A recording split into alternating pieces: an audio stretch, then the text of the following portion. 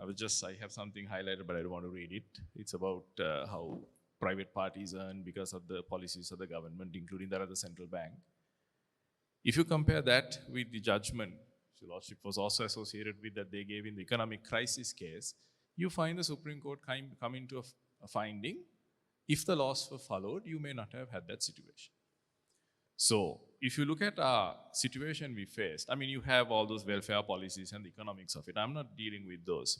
But a lot of those could have been prevented if we had made that connection between what the law expects you to do and how you do your operations. Justice Alivihari mentioned that rule of law includes the government and government officers itself, that they must follow the law. So to that extent, I think that direct and very emphatic connection that IMF report, especially the governance diagnostics, is making with the economic woes of our country is another very, very positive thing. So answering your question, to give you the short answer, yes, I think they have identified it correctly. If we can, I mean, there's a lot more that we need to do. This is just a sort of bare minimum. But if we can get this going, I think we will recover much, much faster than a lot of people think we can. You mentioned, sir, that the report is focusing on the connection between the laws, our expectations, and how we should be governed. What do you think about us having so many laws? And it's a web of law, and maybe that's a barrier to entry. So I think why we could call it, problem with us is that we don't have, at least that I'm aware, where you strategically look at those things. There have been at multiple times trying to come up with regulatory impact assessment officers and things like that.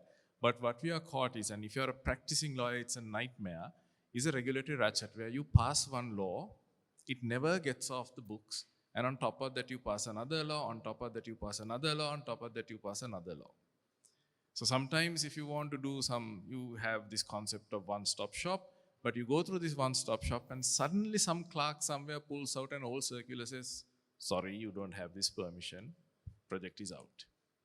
So laws are necessary, but I think at least once in 10 years, or at least on a subject-wise basis, we must do a rationalization of these laws and then see somehow some of these could be taken out if they are not necessary. If you look at the laws that come out in a year, we did a research, I think, for 2 years. How many times there's a clause saying that this law will prevail, notwithstanding any other law? This clause appeared in about 4 or 5 laws in a single year. So then you're wondering, either the drafters don't know what are the old laws are, or they just don't have the policymakers don't have the inclination to deal with those first. Clarify it to us and say, no, nothing. If anything goes wrong, the later law will prevail the older law. But that adds to the confusion. That adds to the contradictions. So sometimes I think this web of laws is also becoming like a barrier to entry for competition. In some other sectors, it's very difficult to untangle this law to enter the sector. And sometimes I'm wondering whether it's kept consciously so that you have to bypass the law and to get to a decision maker who can magically sort of cut across all these things and get you the project. I think you had a whole session in the morning on that area, but I'm just wondering.